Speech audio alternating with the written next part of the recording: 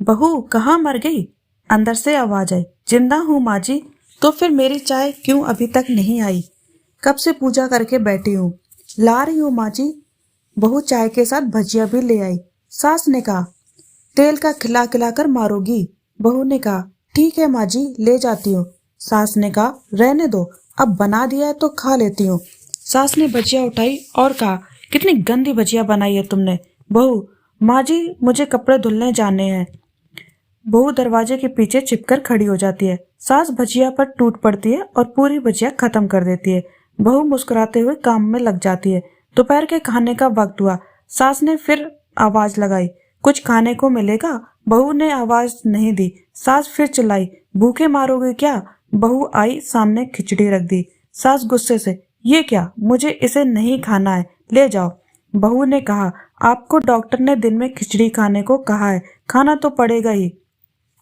सास मुंह बनाते हुए, हाँ तू मेरी माँ बन जा। बहू फिर मुस्कुराई और चली गई।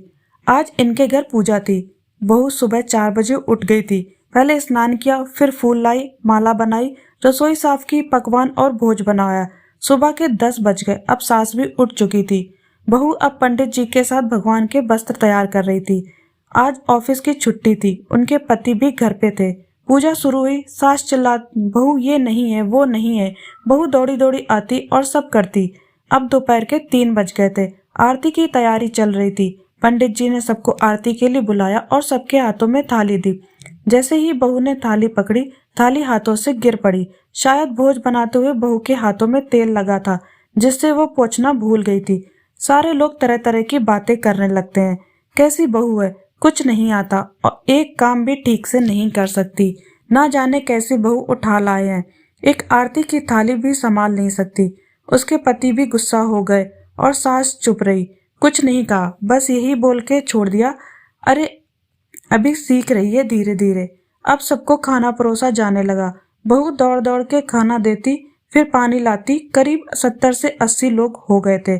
इधर 2 नौकर और बहू अकेली, फिर भी वहां सारा काम बहुत अच्छे तरीके से करती। अब उसकी सास और कुछ आस पड़ोस के लोग खाने पर बैठे। बहू ने खाना परोसना शुरू किया। सबको खाना दे दिया गया। जैसे ही पहला निवाला सास ने खाया, तुमने नमक ठीक से नहीं डाला है, एक काम ठीक से नहीं कर सकती, पता नहीं मेरे बाद घर कैसे संभालोगी। पड़ोस वालों को तो जानते ही हैं, वो बस बहाना ढूंढते हैं नुक्स निकालने का। फिर वो सब शुरू हो गए, ऐसा खाना है, ऐसी बहू है, ये वो वगैरह वगैरह। दिन को खाना हो चुका था। अब बहू बर्तन साफ करने नौकरों के साथ लग गई। रात में जगराता का कार्यक्रम रखा गया था। बहू ने भी 1-2 गीत गाने के लिए स्टेज पे चढ़ी। सास जोर से चिल्लाई, मेरी नाक मत कटा देना, गाना नहीं आता है तो मत गा, वापस आ जा। बहू मुस्कुराई और गाने लगी। सबने गाने की तारीफ की, पर सास मुंह फुलाते हुए बोली, इससे अच्छा तो मैं गाती थी जवानी में, तुझे तो कुछ नहीं आता। बहू मुस्कुराई और चली गई।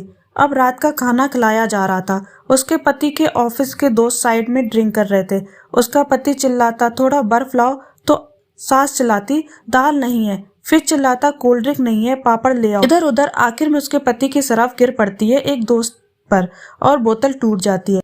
पति गुस्से में 2 झापड़ अपनी पत्नी को लगाते हुए कहता है, जाहिल कहीं की, देखकर नहीं कर सकती, तुझे इतना भी काम नहीं आता।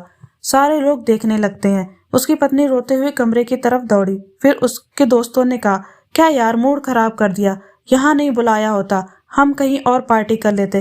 कैसी अनपढ़ गंवार बीबी ला रखी है तूने, उसे तो मेहमानों की इज्जत काम करना भी नहीं आता, तुमने तो हमारी बेइज्जती करा दी। अब आस पड़ोस की औरतों को बहाना मिल गया। वो कहने लगी, देखो क्या कर दिया तुम्हारी बहू ने, कोई काम नहीं आता। मैं तो कहती हूँ अपने बेटे की दूसरी शादी करा दो, छुटकारा पाओगी इस गंवार से।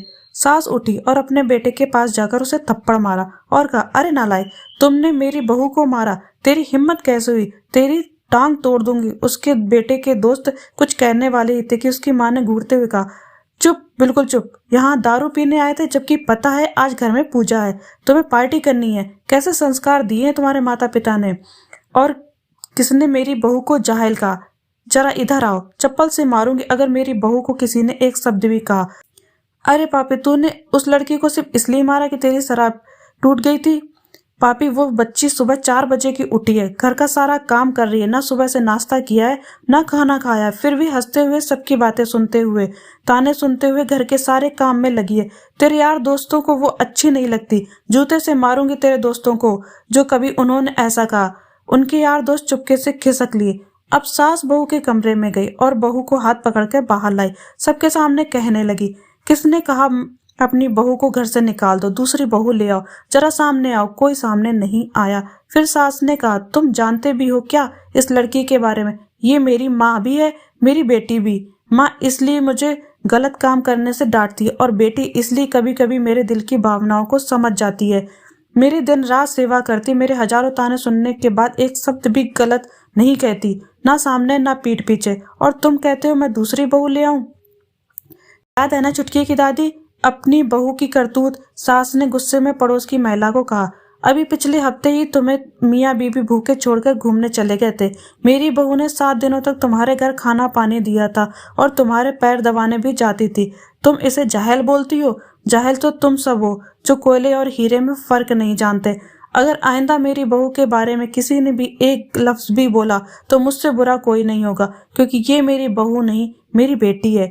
बहू सिसकियां लेते हुए कमरे में चली जाती है। सास ने एक प्लेट उठाई और भोजन परोसा, बहू के कमरे में खुद ले जाती है। सास को भोजन लाते देख बहू ने कहा, अरे माँ जी आप क्या कर रही हो, मैं खुद ले लेती। सास ने प्यार से ताना मारते हुए कहा, डर मत, इसमें जहर नहीं है, मार नहीं डालूंगी। तुझे नई सास चाहिए होगी, पर मुझे अभी भी तू ही मेरी बहू चाहिए। बहू ने अपनी सास को रोते हुए गले लगा लिया। सास भी रो दी और पहली बार कहा, चल खाना खा ले। फिर उसके आंसू पोंछते हुए बोले, अरे तू तो मेरी बहू नहीं, मेरी बेटी है। कुछ रिश्ते बहुत मीठे होते हैं, बस बातें कड़वी होती है। बहू को प्यार देकर तो देखो, वो तुम्हारे परिवार के लिए अपना घर आंगन छोड़कर आई होती है। उम्मीद करती हूँ दोस्तों ये कहानी आपको पसंद आई हो। कहानी पसंद आई हो तो लाइक कर दीजिएगा। एंड चैनल को अभी तक सब्सक्राइब नहीं किया है तो सब्सक्राइब कर लीजिएगा। कल मिलते हैं एक नई कहानी के साथ। धन्यवाद।